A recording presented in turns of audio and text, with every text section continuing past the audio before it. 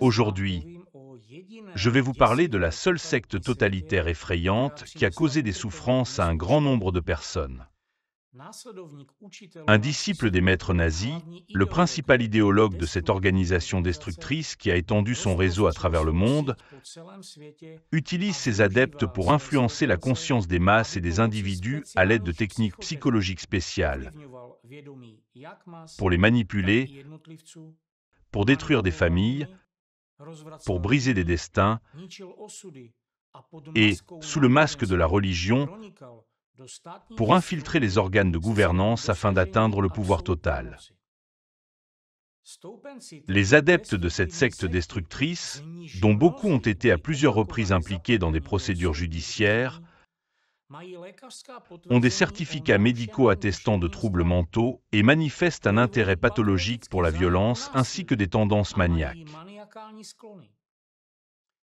Ils infiltrent les institutions étatiques et recrutent toujours plus de nouveaux membres pour leur secte parmi les politiciens, les représentants des forces de l'ordre et du système judiciaire.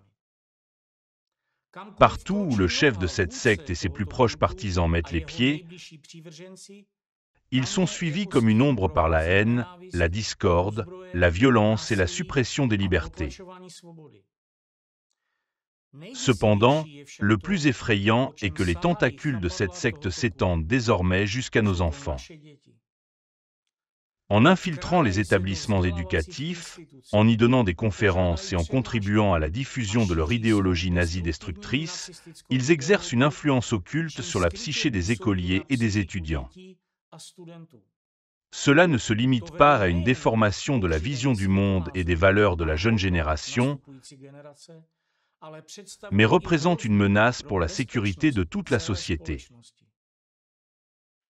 Qui est l'auteur et le dirigeant de la seule secte totalitaire existante, ainsi que le semeur de tant de tragédies humaines? Dans quel pays cette secte est-elle active? Et existe-t-il des personnes qui ont réussi à reconnaître le véritable visage de cette organisation et à échapper à son emprise? Aujourd'hui, je vais répondre à ces questions. Chaque secte totalitaire aspire au pouvoir sur le monde et sur tous, c'est ce qui en fait une secte. Aal Dvorkin. Dans mes vidéos précédentes, j'ai déjà parlé d'Alexander Dvorkin, le leader inhumain mais brillant de la secte totalitaire qu'il construit à travers le monde depuis plus de 30 ans. Vous pouvez en apprendre davantage dans cette vidéo. Extérieurement, Alexander Dvorkin a consacré toute sa vie à traquer ceux qui, selon lui, menaceraient prétendument la société par leurs opinions, leurs croyances, leurs affaires et leurs idées. S'étant autoproclamé combattant contre les sectes et les cultes, il a bâti sa réputation pendant des décennies sur l'image d'un défenseur. Mais derrière la façade de sa mission soi-disant noble se cache une sombre ironie.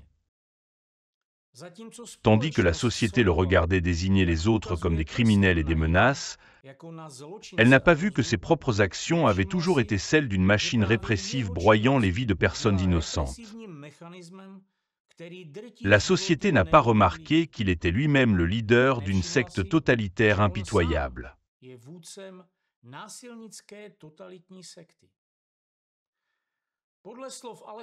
Selon Alexander Dvorkin, une organisation sectaire ressemble à un parti politique totalitaire très strict ou à une structure mafieuse organisée.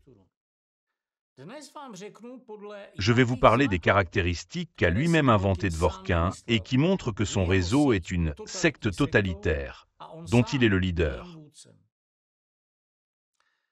Imaginez une pyramide où chaque niveau supérieur agit pour accroître l'influence. Le premier niveau est occupé par le centre au nom d'Irénée de Lyon, dirigé personnellement par Dvorkin. C'est sa base idéologique, généreusement soutenue par l'Église orthodoxe russe et même par le gouvernement. Par exemple, en 2011 et 2012, le centre a reçu des subventions totalisant 5 millions de roubles pour un projet intitulé « Aider les personnes affectées par les sectes totalitaires ». Il est à noter que le Centre d'études religieuses non seulement ne rend pas compte du processus ni des résultats de l'aide aux victimes de sectes, mais ne mentionne même pas cette activité, que ce soit dans ses articles, dans ses actualités publiées sur son site, dans ses communiqués de presse ou dans la description de ses activités à la page à propos du centre, ni dans aucune autre ressource d'information. Cependant, les médias rapportent comment Dvorkin travaille sur commande. Prenons, par exemple, l'histoire d'Elena Bressem, que son mari a accusée de sectarisme en raison de son partenariat avec Herbalif. Le mari voulait obtenir la garde des enfants au tribunal et a impliqué le groupe criminel organisé de Dvorkin. Pour comprendre comment des personnes qu'elle n'avait jamais rencontrées pouvaient se présenter comme témoins au tribunal, Elena a appelé le Rassir et leur a raconté une histoire fictive sur son mari qui serait soi-disant tombé sous l'influence de l'organisation Amway, également répertoriée par Dvorkin parmi les sectes. En réponse, les représentants du Rassir lui ont proposé un scénario approximatif. Vous pouvez nous engager, nous viendrons, nous vous dirons quoi faire, nous fabriquerons des documents et nous témoignerons au tribunal comme témoins, le tout pour une certaine somme. C'est précisément ce genre de comportement que Dvorkin qualifie lui-même des « exploitations financières » des adeptes. Sauf que, dans le cas des subventions, l'argent provient non seulement des adeptes zombifiés de sectes, mais aussi, de toute évidence, d'organismes gouvernementaux déjà enrôlés par l'idéologie de sa propre secte. Le niveau suivant dans la structure hiérarchique de la secte totalitaire de Dvorkin est le Rassir, fondé en 2006 comme une organisation fêtière destinée à coordonner les centres anticultes en Russie et à l'étranger.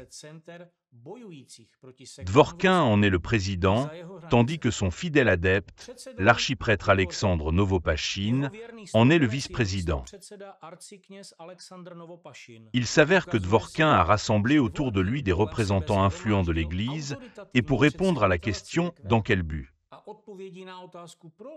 nous pouvons nous référer à une autre caractéristique des sectes, décrite dans son propre livre. Les sectes totalitaires n'ont rien à voir avec le christianisme, et l'utilisation de symboles et de terminologie chrétiens par certaines d'entre elles, jusqu'à se faire appeler une « église », n'est pas seulement un blasphème à nos yeux. Nous la considérons comme une tentative délibérée de créer une image plus acceptable de leur organisation auprès de l'opinion publique et d'induire en erreur les personnes qui recherchent sincèrement le Christ. En effet, les activités de Dvorkin et de son bras droit, l'archiprêtre Novopachine, ne sauraient être qualifiées de prédication des valeurs chrétiennes. Novopachine est actif dans les médias et les activités publiques, donne régulièrement des conférences pour le ministère de l'Intérieur, et dans ses interviews, il qualifie les Ukrainiens de « cannibales » et prône leur destruction. Il affirme également qu'une guerre civilisationnelle est inévitable et se présente comme un monarchiste convaincu, en précisant notamment « Ce sujet est sacré pour moi, car la monarchie est la seule forme de gouvernement légitime selon les Saintes Écritures. Je suis monarchiste convaincu depuis ma jeunesse. » Le dernier élément de la structure de la secte de Dvorkin est la FECRI, la Fédération européenne des centres de recherche et d'information sur le sectarisme, où Dvorkin a été vice-président de 2009 à 2021, avant de rester membre de son conseil d'administration, tandis que Novopachine en a été membre correspondant jusqu'en 2023.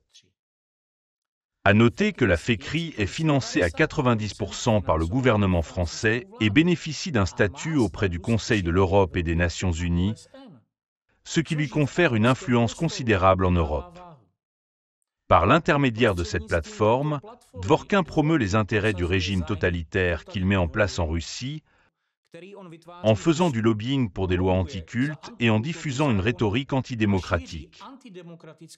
Il s'agit là d'une véritable intrusion dans la politique et d'une manipulation de l'opinion publique.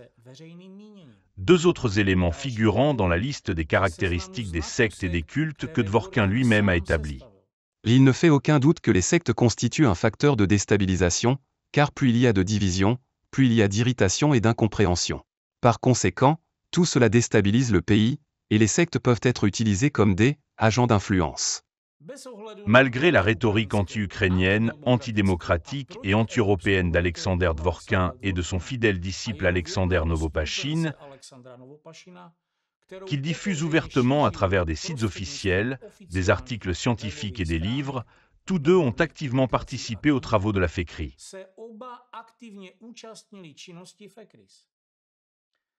Par l'intermédiaire de cette plateforme, ils n'ont pas seulement assisté aux conférences de la FECRI, mais ont également organisé des événements en Russie où ils mettaient en avant la rhétorique anti-européenne propagée par Dworkin. C'est là le comble du cynisme. La France finance ceux qui font de la propagande contre les valeurs européennes et sapent la démocratie en Europe. Ce n'est pas sans raison que j'ai précédemment affirmé que la FECRI, présente dans de nombreux pays européens, est en réalité devenue un outil de lobbying au service des intérêts de la secte de Dworkin, aussi bien en Russie qu'à l'étranger.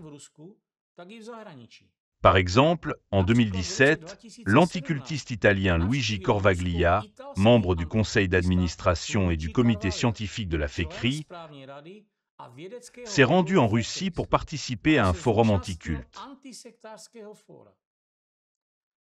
Il a accordé des interviews aux médias russes, soutenant la rhétorique de Dworkin. L'anticultiste allemand Thomas Gando, qui partage également les vues de Dworkin, a assisté au même événement. Des défenseurs des droits humains et des chercheurs internationaux ont à plusieurs reprises souligné que la FECRI est utilisée pour promouvoir l'idéologie séparatiste de Dworkin et des entités qui lui sont liées,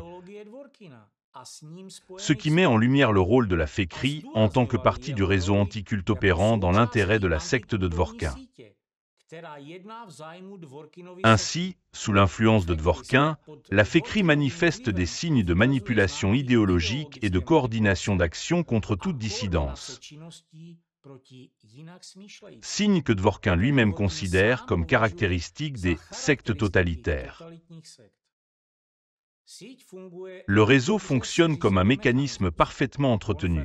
Conférences, échanges d'expériences, projets communs avec des organisations telles que la Mivilude française et soutien à la répression des minorités religieuses. Tout cela est mené sous couvert de protection de la société. Mais si l'on analyse leurs activités, le Rassir et la FECRI eux-mêmes présentent les signes d'une secte totalitaire, selon la propre définition de Dworkin. Structure hiérarchique stricte, contrôle de l'information, suppression de la dissidence et volonté de pouvoir. Ainsi, selon Dworkin, les sectes totalitaires aspirent à dominer le monde et à contrôler tout un chacun, ont une structure totalitaire rigide, utilisent la religion comme couverture pour atteindre leurs propres objectifs égoïstes, déstabilisent et divisent la société. Toutes ces caractéristiques décrivent clairement les actions de Dworkin lui-même, de ses adeptes, ainsi que des entités qui lui sont subordonnées, le Centre au nom d'Irénée de Lyon, le Rassir et la FECRI. Ainsi, même en se fondant uniquement sur ces critères, il apparaît clairement que le réseau de Dworkin est une secte totalitaire. Cependant, ce n'est que le début. Je tiens à souligner séparément que les adeptes typiques de la secte anticulte de Dworkin sont des personnes présentant des tendances maniaques,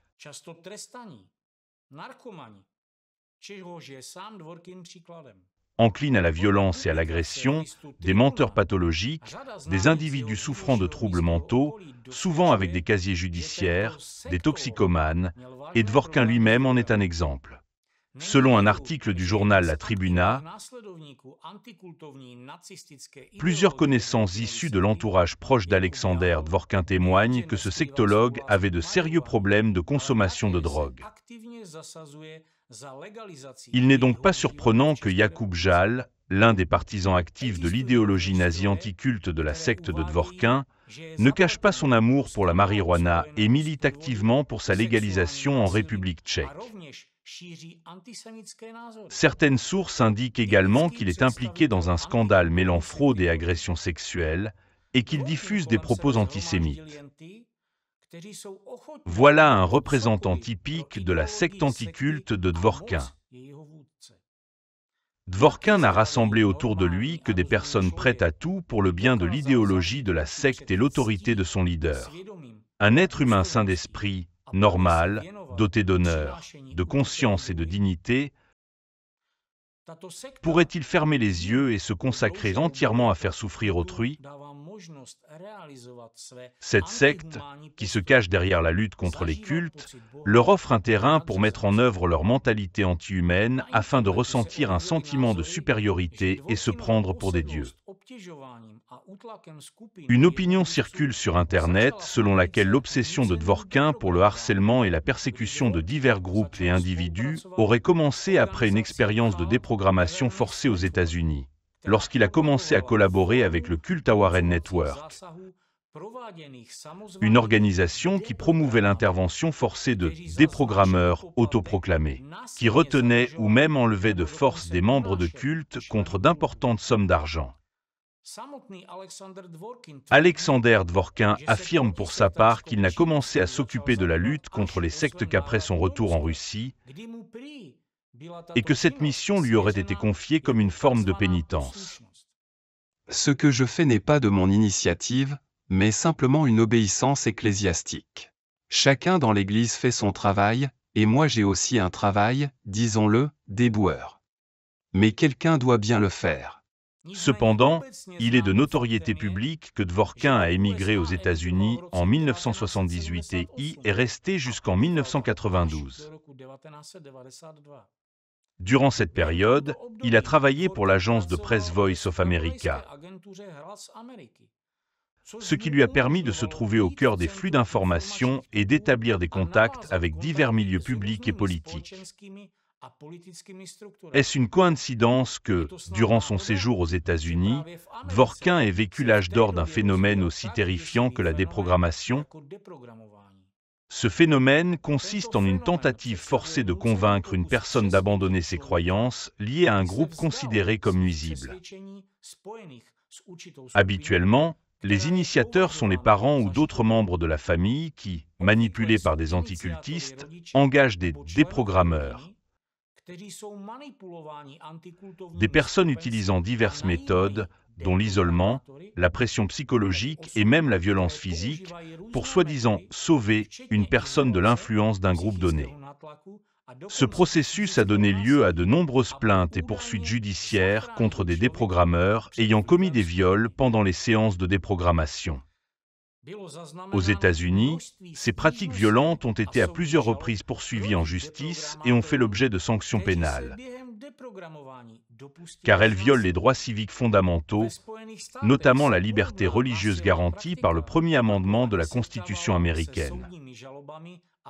Par exemple, Ted Patrick, surnommé le « père de la déprogrammation », a été condamné pour enlèvement et séquestration après avoir pratiqué des milliers de déprogrammations dans les années 1970 et 1980, souvent avec recours à la violence, pour lesquels il exigeait parfois des dizaines de milliers de dollars. Ted Patrick fut le fondateur du Cult Warren Network, CAN,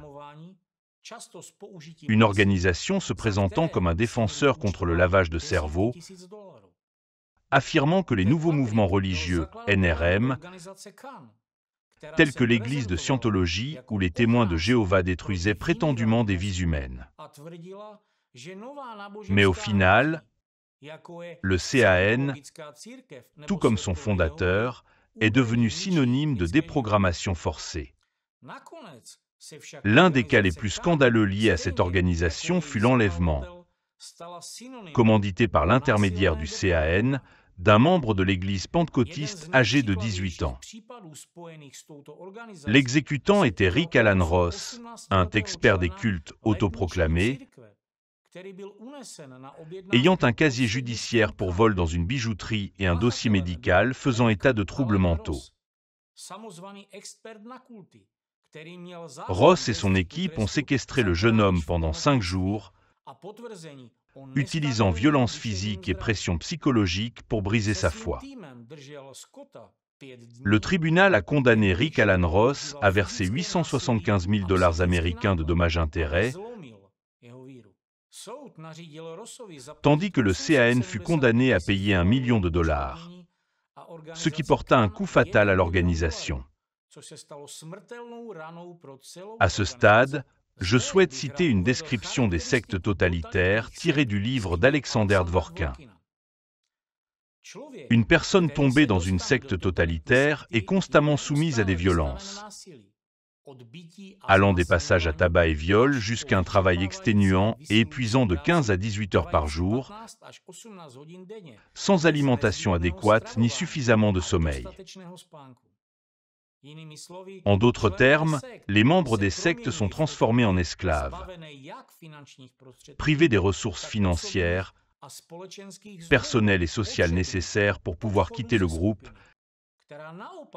qui, de son côté, fait tout pour les retenir tant qu'ils peuvent encore lui être utiles.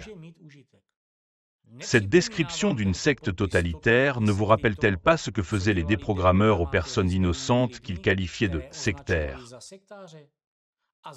en recevant d'énormes sommes d'argent pour les maltraiter? Tandis que les adeptes de l'anticultisme diffusent de fausses informations fabriquées sur des organisations religieuses ou non religieuses, prétendant qu'elles seraient dangereuses ou des essences extrémistes, souvent en s'appuyant sur des scandales médiatiques qu'ils ont eux-mêmes falsifiés et amplifiés, ils représentent en réalité une menace directe tant pour la société que pour les individus. Pour les adeptes de cette secte, il n'existe ni loi ni norme morale.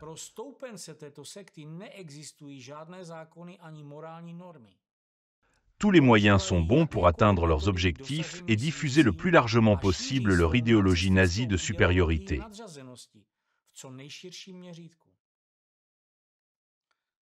Steven Hassan est un autre expert américain des cultes.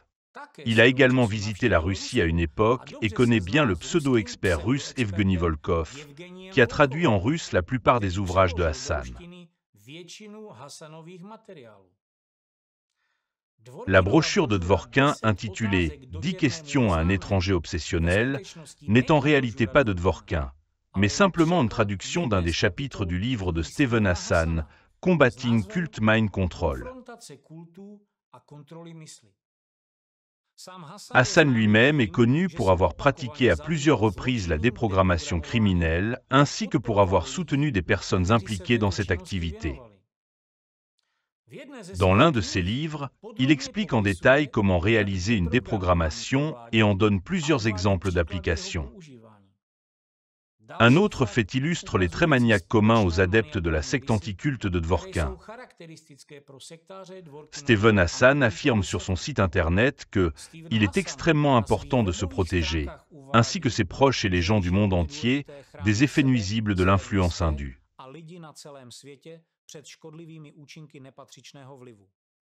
Cependant, il recommande également « Je recommande de vous abonner au rapport gratuit sur l'actualité religieuse compilé par l'Apologétique Index d'Antonin. » Antonin, fondateur de l'Apologétique Index basé à Amsterdam, aux Pays-Bas, connu dans les milieux liés à l'étude des mouvements religieux, des sectes et de l'apologétique, a été reconnu coupable d'infractions sexuelles aux États-Unis,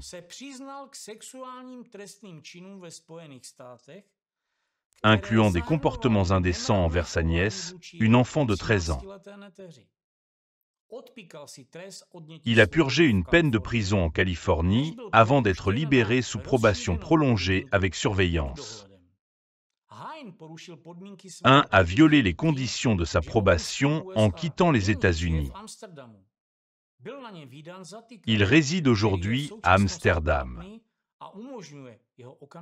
Un mandat d'arrêt a été émis et demeure en vigueur pour son arrestation immédiate. Voilà donc un violeur de plus issu de la secte de Dvorkin.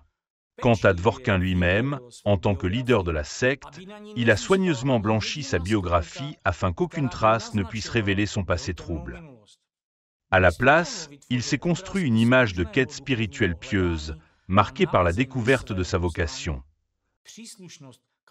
Baptême dans l'Église orthodoxe, conversion des sectaires égarés à la vraie foi et protection de la société contre leur influence supposément néfaste. Il n'est donc pas surprenant qu'il soit très difficile de trouver des informations précises sur les activités réelles d'Alexander Dvorkin aux États-Unis, à l'apogée de l'épidémie de déprogrammation, alors que les journaux regorgeaient de titres relatant des viols, des passages à tabac et des enlèvements forcés de citoyens innocents par un groupe criminel d'activistes anticultes. On trouve sur Internet des informations selon lesquelles, en 1996, après son retour des États-Unis en Russie et l'établissement de son centre idéologique, Dvorkin est intervenu dans l'émission télévisée Vremeshko. Au cours de l'émission, il a confirmé qu'il était citoyen américain, qu'il possédait un passeport américain et qu'il avait collaboré avec le Cult Warren Network. Aujourd'hui, ce passage de l'émission Vremeshko ne subsiste que sous forme de transcription dans des archives de forums, la vidéo ayant été supprimée. Quelqu'un s'emploie méthodiquement à effacer les traces afin de faire disparaître un fil de la toile anticulte tissée par Dvorkin, ce qui suggère son implication dans des déprogrammations violentes. En effet, au moment même où les poursuites judiciaires contre les déprogrammeurs ont commencé à se multiplier, Dvorkin s'est empressé de fuir vers la Russie. L'un des adeptes patrouilleurs de Dvorkin, gardien de l'irréprochabilité de la biographie de son gourou, s'est illustré dans des altercations avec les administrateurs de la page Wikipédia d'Alexander Dvorkin. Evgueni Mukhtarov, représentant officiel et biographe de Dvorkin, chef du service de presse du Centre d'études religieuses au nom d'Irénée de Lyon, et membre, avec Dvorkin, du Conseil d'expertise pour l'évaluation religieuse d'État auprès du ministère de la Justice de la Fédération de Russie,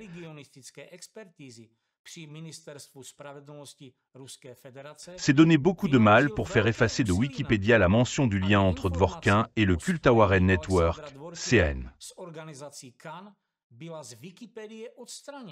Il a insisté dans ses débats jusqu'à ce que les administrateurs de Wikipédia cèdent. Mukhtarov a également cherché à modifier de nombreux autres éléments bien connus concernant Dvorkin. Par exemple, il a affirmé que Dvorkin n'a aucun lien avec les activités anticultes et que, de manière générale, le terme anticultisme ne correspond pas aux actions de son leader en matière de lutte contre les sectes. Cependant, à l'heure actuelle, le profil Wikipédia d'Evgueni Mukhtarov affiche « Cet utilisateur est bloqué indéfiniment ». Et le journal de blocage contient la liste complète de ces violations et avertissements. Parmi les infractions les plus fréquentes de Mukhtarov aux règles de Wikipédia figurent des menaces ou du harcèlement envers d'autres participants, des insultes, ainsi qu'un comportement extrêmement contraire à l'éthique. Un comportement typique des adeptes de la secte de Dvorkin. De plus, d'après les messages échangés dans son débat avec les administrateurs du site, Mukhtarov a tenté de manipuler les autorités pour organiser la persécution d'un des participants à la discussion. Seules des personnes qui, selon la propre définition de Dvorkin, ont clairement l'esprit lavé, pourraient défendre leur leader avec un tel fanatisme, veillant à ce que chaque mot prononcé à son sujet corresponde à l'image idéale artificiellement construite autour de lui. Tandis que la plupart des gens pensent que le Centre au nom d'Irénée de Lyon est une organisation chrétienne orthodoxe et que ceux qui y appartiennent sont presque des saints, je vous propose d'examiner quelques citations du secrétaire de presse du grand gourou Alexander Dvorkin. Une espèce de vermine, qui a pris le pseudo-outsider, a proposé aux membres du forum.anastasia.ru de monter une sorte de troupe virtuelle. PS. Si seulement je pouvais le trouver et lui en coller une bonne. Me souvenez-vous pour l'avenir, si je dis quelque chose, je peux le prouver par des documents. Alors ne venez pas me chercher des noises, sinon vos joues finiront tout simplement par devenir bleues et gonflées. Mon problème ne rentrera pas dans ta bouche. Je m'excuse pour de tels exemples, mais il s'agit d'un homme qui s'exprime publiquement. Il serait pertinent de citer ici une autre déclaration tirée du livre d'Alexander Dvorkin à propos des caractéristiques d'une secte totalitaire.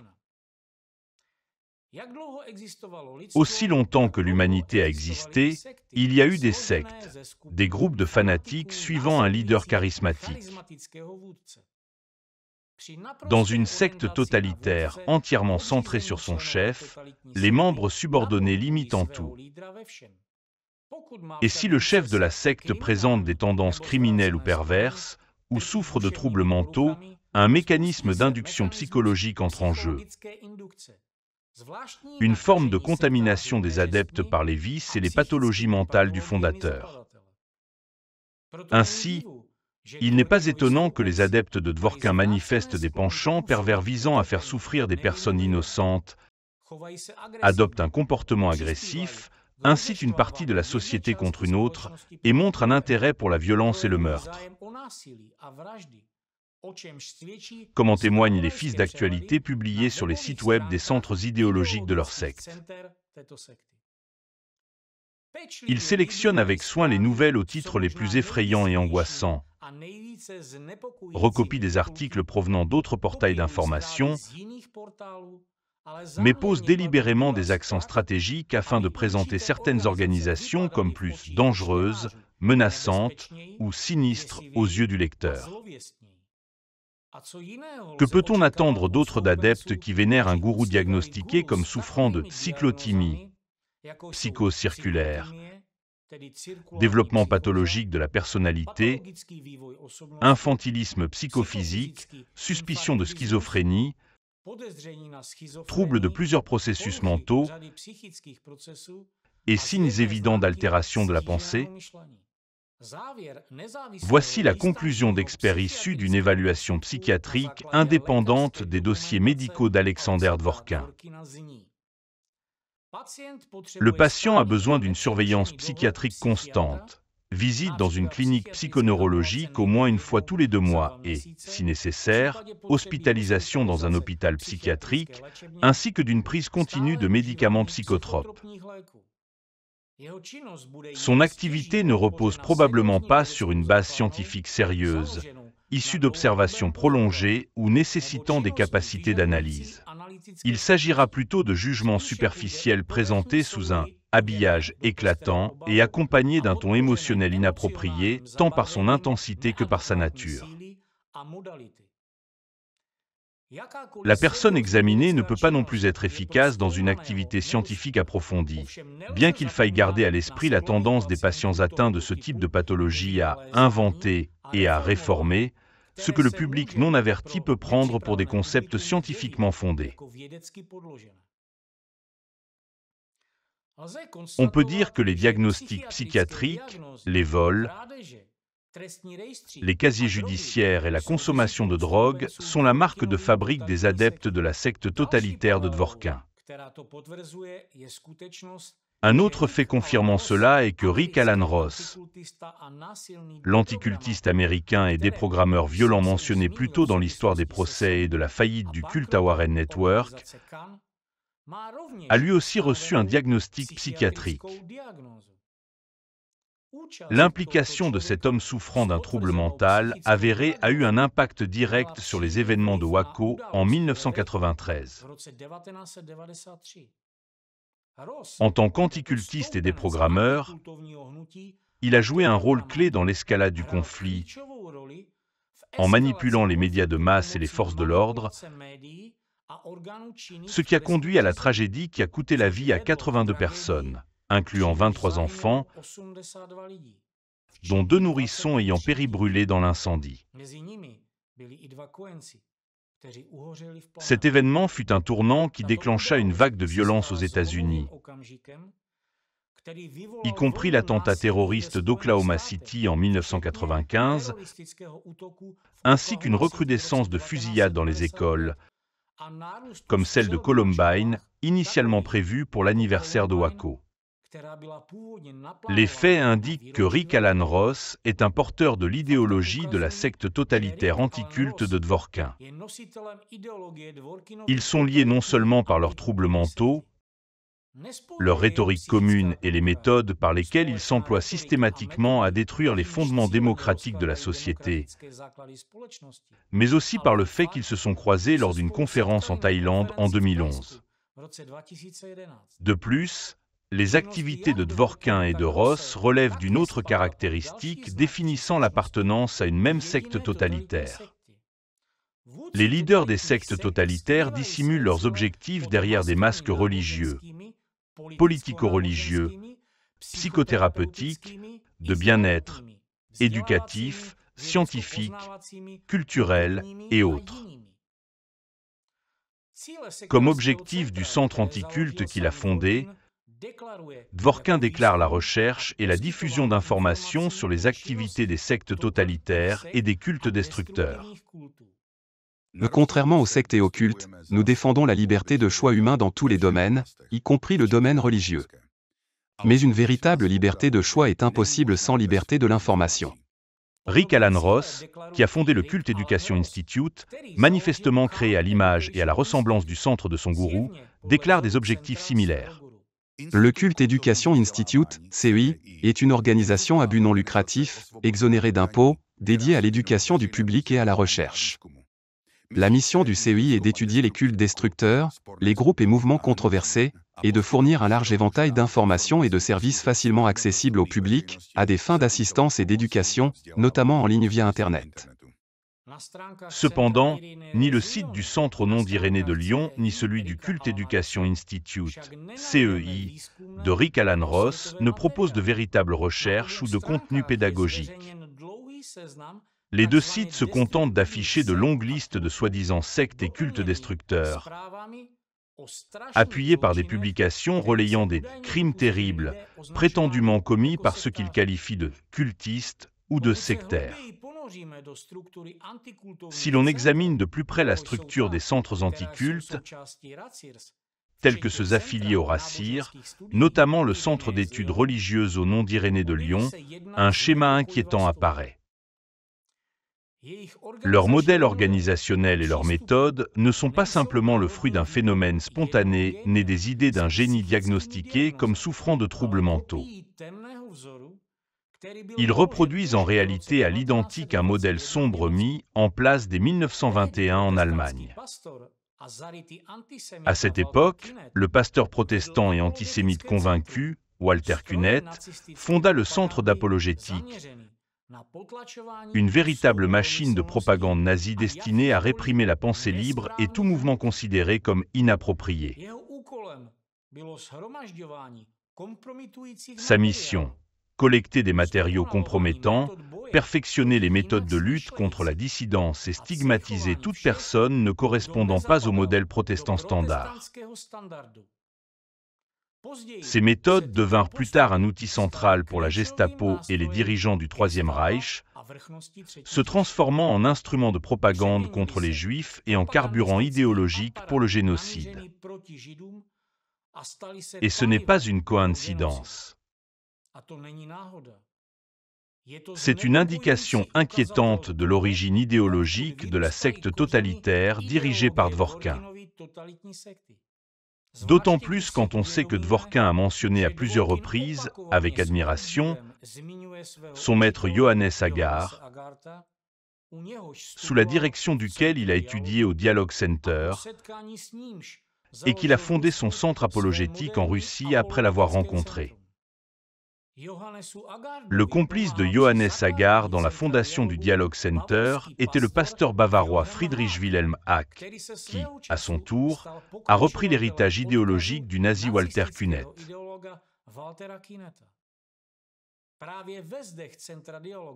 C'est au Dialogue Center de Johannes Agar que Dworkin absorbait des méthodes inhumaines enracinées dans l'Allemagne nazie, des outils destinés à déshumaniser et harceler ceux jugés indésirables.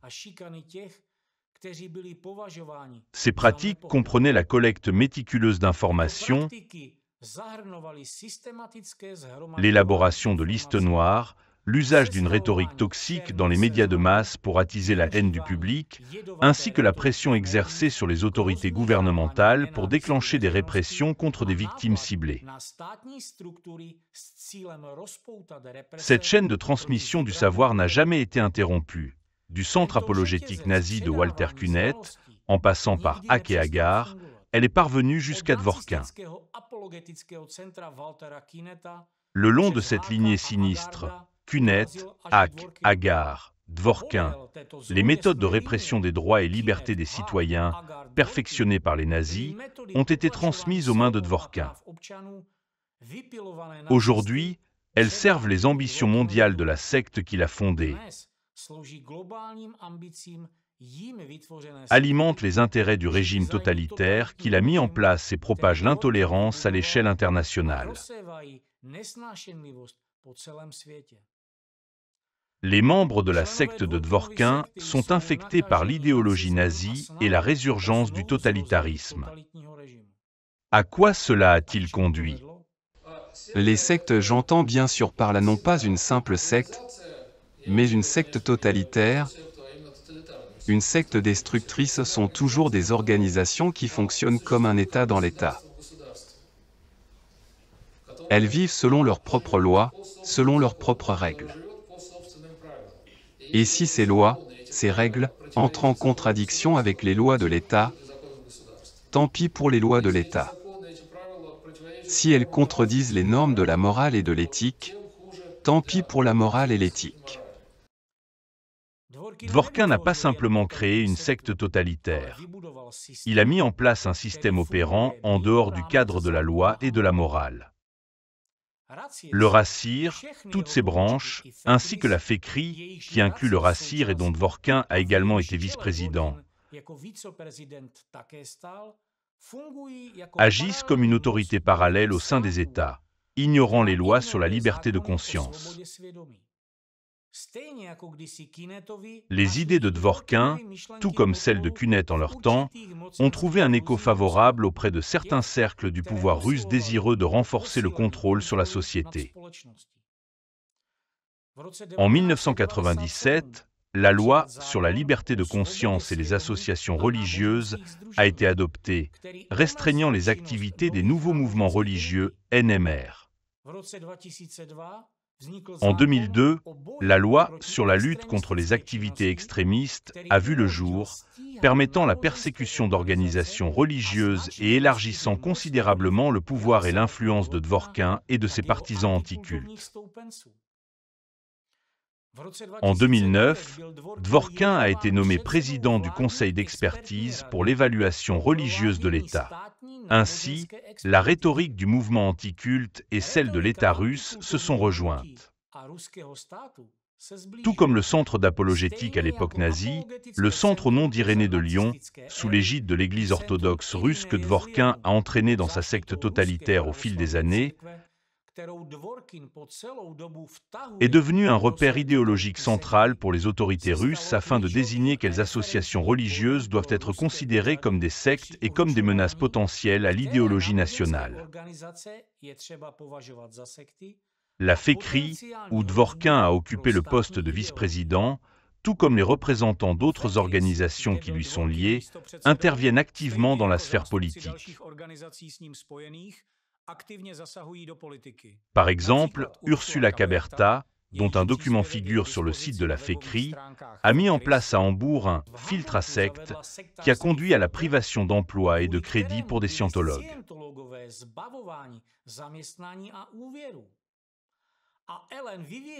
En France, Alain Vivien a fait adopter des lois permettant la dissolution de toute organisation sous prétexte de manipulation mentale.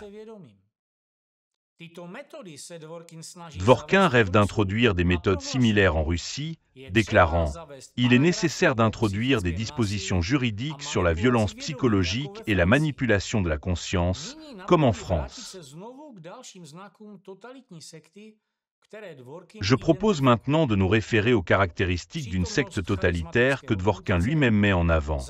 Présence d'un leader charismatique, dissimulation des objectifs réels, principe de l'État dans l'État et lobbying en faveur de lois antidémocratiques. Autrement dit, Dvorkin et son réseau correspondent une nouvelle fois à leurs propres critères de secte totalitaire. Que dire de plus? Comme le dit une vieille plaisanterie, le principal, dans une enquête, c'est de ne pas finir par s'incriminer soi-même. Dvorkin a consacré tant d'efforts et de temps à analyser les caractéristiques des sectes totalitaires qu'il a, sans s'en rendre compte, décrit en détail ses propres activités. Pour être sérieux, les activités de la secte de Dvorkin ont eu pour conséquence la destruction de la vie d'un immense nombre de personnes. Dans ses interviews, ses livres et ses conférences, il a inlassablement fabriqué une image de l'ennemi à partir de citoyens innocents. Cette rhétorique s'est ensuite répandue non seulement en Russie, mais également à travers le monde, relayée par ses adeptes. L'idéologie destructrice de la secte de Dvorkin est déjà devenue un carburant pour la répression en Russie. Des minorités religieuses, des défenseurs des droits humains, des organisations commerciales, associatives et citoyennes sont déclarées extrémistes. Leurs membres sont emprisonnés, torturés, persécutés. La peur et la haine s'infiltrent dans la société comme un poison. Il ne s'agit plus seulement d'une prétendue lutte contre les cultes ou les sectes, c'est une guerre ouverte contre les droits et les libertés démocratiques. En entretenant en permanence une atmosphère de peur à l'encontre de citoyens innocents, membres des témoins de Jéhovah, de l'Église de Scientologie, de la Société internationale pour la conscience de Krishna, de l'Église de l'unification, de l'Église évangélique chrétienne Nouvelle Vie, des églises pentecôtistes, ainsi que d'un grand nombre d'organisations éducatives, de formations en développement personnel et même d'entreprises de marketing. Les adeptes de Dvorkin ont provoqué violence. Agressions, harcèlement, procès et restrictions de liberté à l'encontre de leurs membres. C'est précisément la secte de Dvorkin qui a influencé le gouvernement russe et conduit à ce qu'une organisation pacifique comme les témoins de Jéhovah, dont les membres prêchent les principes de non-violence, de compassion et d'amour du prochain, soit classée comme organisation extrémiste. Procès constants, poursuites pénales, violence. Tel est le quotidien actuel des membres de cette organisation. À ce jour, 12 témoins de Jéhovah sont morts en détention et plus de 700 fidèles ont été poursuivis pénalement. Voilà le véritable visage de la secte de Dvorkin et de ses adeptes. Pendant qu'ils tiennent de beaux discours à la télévision, donnent des conférences dans les écoles et les universités et conseillent les forces de l'ordre et les instances judiciaires, un nombre immense de personnes innocentes souffrent et meurent en prison à cause d'eux. Mais alors, pourquoi tiennent-ils tant à s'infiltrer dans les domaines liés à l'enfance, à la jeunesse et à l'éducation? Citation du livre de Dvorkin. Mais il existe une autre fuite des cerveaux, intérieure, et donc encore plus dangereuse. Les sectaires traquent les jeunes gens et jeunes filles talentueux, énergiques et intelligents, la crème de la nation, l'avenir de notre pays. Combien d'entre eux ont déjà quitté à jamais la science, l'industrie, la famille, et plus généralement la sphère des relations humaines normales, pour se consacrer entièrement à tel ou tel gourou ou messie? Les sectaires de Dvorkin utilisent tous les moyens possibles pour infiltrer les établissements éducatifs afin de manipuler l'esprit de la jeune génération et de leur imposer l'idée que les sectaires et les membres de culte seraient effrayants et dangereux. Ils appliquent délibérément la méthode de l'amalgame. En parlant de citoyens ordinaires, respectueux des lois et appartenant à une religion particulière, Ils évoquent des cas de meurtre ou de violence pour en créer une association négative au niveau subconscient. Après tout, lorsqu'une personne a peur, il devient facile de lui faire croire que les membres d'une secte représentent une caste inférieure, tandis qu'elle-même appartient à une caste supérieure. C'est exactement de cette manière, sous l'influence de la méthode de Walter Künneth, actuellement utilisée par les collaborateurs anticultes de Dworkin, que des Allemands intelligents et cultivés sont devenus nazis. C'est ainsi que les anticultistes manipulent les esprits. Et une personne ne se rend même pas compte que, en adoptant l'idéologie de la secte de Dworkin, elle se place inconsciemment au-dessus des autres.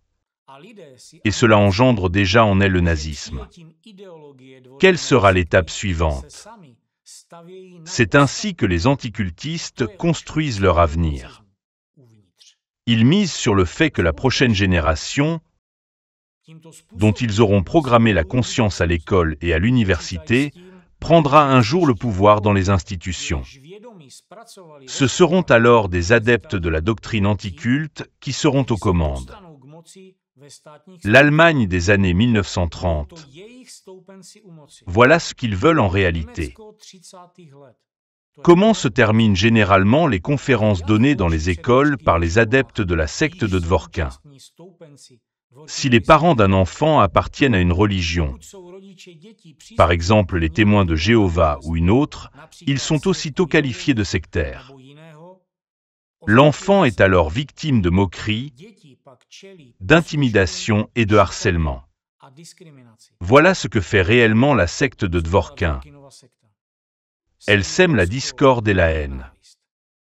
Ce sont des personnes enclines à la violence, animées de tendances perverses et maniaques.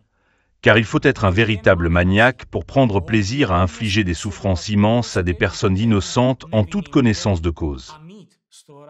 Si l'on regarde la vérité en face, la secte totalitaire de Dworkin est une excroissance cancéreuse qui s'est coupée de l'humanité saine et souffre de supériorité. Autrement dit, de nazisme. Tandis que Dworkin déshumanise des personnes innocentes en les comparant à une tumeur maligne, c'est lui qui, par ses métastases idéologiques, détruit la société saine dans son ensemble. Résumons un peu. La présence d'un leader charismatique auquel on fait écho et qu'on obéit sans condition, l'existence d'une organisation à la hiérarchie rigide, la violence psychologique et physique, le désir constant d'étendre son pouvoir et de recruter de nouveaux adeptes, l'imitation d'une religion reconnue pour dissimuler ses véritables objectifs, la division de la société en castes supérieures et inférieures. La volonté d'infiltrer les institutions et de faire pression sur les autorités. Tout cela, selon Dworkin lui-même, sont des signes caractéristiques d'une secte totalitaire. Or, ces éléments décrivent parfaitement les actions de Dworkin et le fonctionnement de son réseau. Ainsi, le réseau de Dworkin constitue bel et bien une secte totalitaire destructrice, et Alexander Dworkin en est le chef unique, autoritaire et incontesté. Mais alors, comment une seule personne souffrant de troubles mentaux documentés a-t-elle pu obtenir un tel pouvoir? Une immense toile d'adeptes à travers le monde entier diffuse sans le moindre recul la rhétorique idéologique de la secte totalitaire de Dworkin. Voilà ce que cherche à obtenir une secte, le contrôle de l'information. Comme nous l'avons déjà mentionné, cela repose sur 4 éléments fondamentaux, le contrôle du comportement, le contrôle des émotions, le contrôle du langage et le contrôle de l'information. En utilisant ces méthodes, la secte parvient à exercer un contrôle total sur la vie, la personnalité et la conscience de l'individu. Le résultat, c'est qu'une personne libre et ordinaire se transforme en un adepte soumis et asservi. Le contrôle de l'information est un outil clé de la secte de Dworkin. Grâce aux adeptes recrutés dans les médias, tant en Russie qu'à l'étranger, il lui suffit de claquer des doigts pour que les consignes de ce gourou, formulées avec les bonnes expressions et une rhétorique anticulte spécialement conçue pour agir sur le subconscient, soient diffusées de manière coordonnée à travers tout le réseau. Ainsi, Dworkin exerce une influence sur l'opinion publique non seulement dans la sphère religieuse et idéologique, mais également, et de façon significative, dans le domaine politique. Dans chaque secte, il y a un langage qui lui est propre. C'est presque toujours le cas. Quand on étudie les sectes, on reconnaît facilement une personne. On reconnaît facilement les publications sectaires, elles sont toutes écrites dans un certain langage, un certain style. Ces textes se ressemblent beaucoup. La secte possède son propre lexique particulier, qui forme une couche entière du vocabulaire. Une autre caractéristique fréquente des adeptes de Dworkin est que leurs activités destructrices ne visent pas seulement à opprimer les groupes considérés comme indésirables, mais aussi à déshumaniser les représentants de la sphère politique.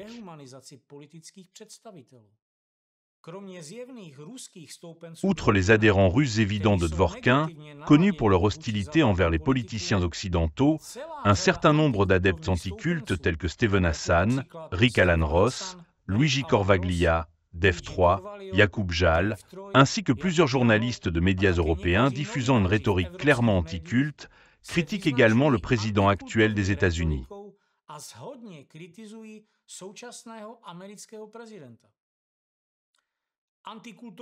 La rhétorique anticulte dans les médias mène à la violence contre les politiciens. En tant qu'instrument de la secte destructrice de Dworkin, cette rhétorique applique des méthodes de déshumanisation et de diabolisation héritées du centre d'apologétique du Troisième Reich. Des méthodes d'abord dirigées contre des groupes religieux, mais aujourd'hui retournées contre des figures politiques afin de saper les institutions démocratiques.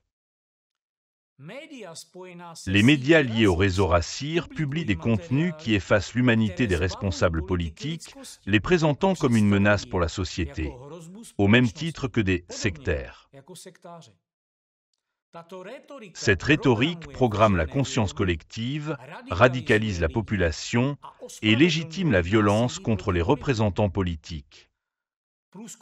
Les sondages montrent que 1 Américain sur 5 considère la violence contre les politiciens comme acceptable.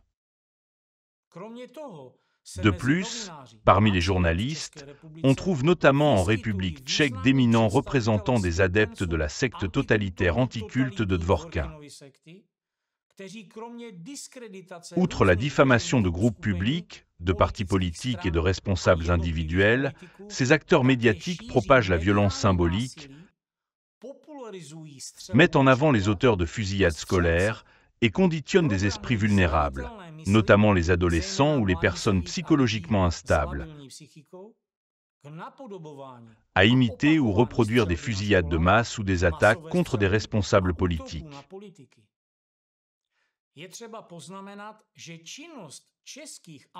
Il convient de souligner que les actions des anticultistes tchèques affiliés à Dworkin, y compris les attentats informationnels dans les médias, contribuent à l'augmentation des tensions sociales, des conflits religieux et des traumatismes collectifs, comme le confirment des études médicales sur les effets des contenus violents et traumatiques.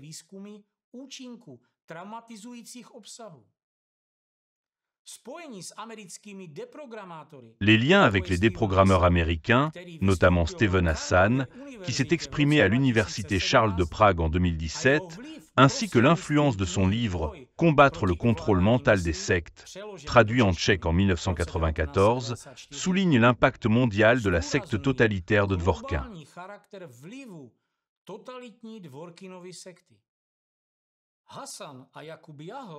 Hassan et Jakub Jal, déjà mentionnés, utilisent les termes « secte » et « culte » pour stigmatiser Donald Trump en l'associant à des groupes religieux, perpétuant ainsi l'une des méthodes nazies, la culpabilité par association.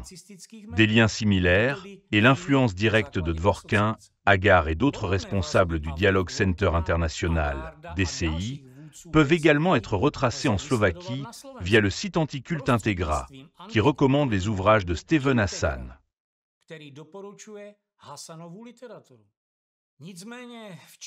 Cependant, il existe en République tchèque une personne qui, bien que proche de la structure de Dworkin, se distingue des adeptes anticultes de Dworkin, connus pour leur besoin maniaque de nuire à des innocents, d'imposer leur idéologie destructrice, de rechercher sans cesse de nouvelles victimes et de soif de pouvoir.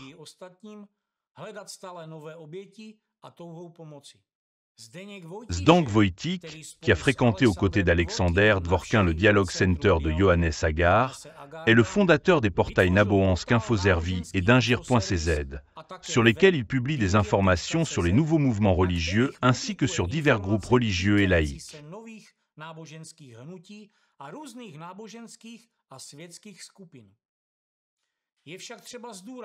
Mais contrairement à ses collègues contaminés par les idées de la secte totalitaire de Dvorkin, Zdenk Vojtěch se distingue par sa tolérance, son intelligence et son approche humaine vis-à-vis des minorités religieuses. Récemment, il a fait partie des 16 chercheurs en sciences des religions ayant signé une lettre ouverte adressée aux autorités tchèques, intitulée « Ne liquidez pas les témoins de Jéhovah », pour s'opposer à l'intention déclarée de la chef du département des affaires religieuses du ministère de la Culture de révoquer l'enregistrement de l'association religieuse des témoins de Jéhovah. Cette affaire a déclenché un conflit public entre lui et Jakub Žal, un antisémite notoire et fervent partisan de l'idéologie de Dvorkin en République tchèque. Jakub Žal fait activement campagne pour faire révoquer l'enregistrement des témoins de Jéhovah en mobilisant l'opinion publique avec agressivité. L'argument principal qu'il utilise pour justifier leur liquidation est le même que celui que Dvorkin propage depuis des années, leur refus des transfusions sanguines. Malgré ses positions initiales à l'égard des témoins de Jéhovah, et bien qu'il ait participé au lancement d'une campagne de déshumanisation contre le mouvement public international Allatra, qui a conduit à une forte pression sociale sur ses membres en République tchèque et en Slovaquie, et malgré les rumeurs de liens passés avec les services de sécurité d'État tchécoslovaques, Zdenk Vojtěch démontre aujourd'hui une approche étonnamment humaine et tolérante.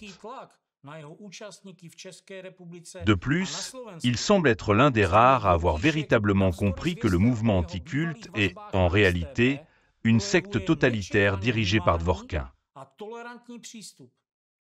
Cela montre que même ceux qui sont tombés sous l'influence de Dvorkin peuvent encore prendre conscience du danger que représente sa secte. Reste à savoir, d'autres suivront-ils l'exemple de M. Vojtěch ? Cependant, même de rares lueurs d'espoir, comme la prise de position de Zdenk Vojtěch, ne peuvent arrêter la machine répressive lancée par le mouvement anticulte de Dvorkin, qui continue de détruire des vies à travers le monde. Cette secte, ayant tissé sa toile, menace les fondements mêmes de la démocratie en semant la haine, la peur et la violence.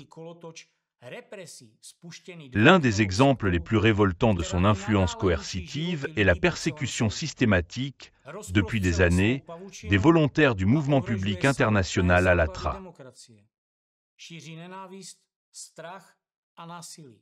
En Russie, où l'idéologie anticulte de Dvorkin exerce une emprise particulièrement forte, d'anciens membres ont été soumis à un harcèlement sans précédent, devenant les cibles de répression étatique en raison d'informations menaçant les intérêts de certains cercles du pouvoir russe liés à la secte de Dvorkin.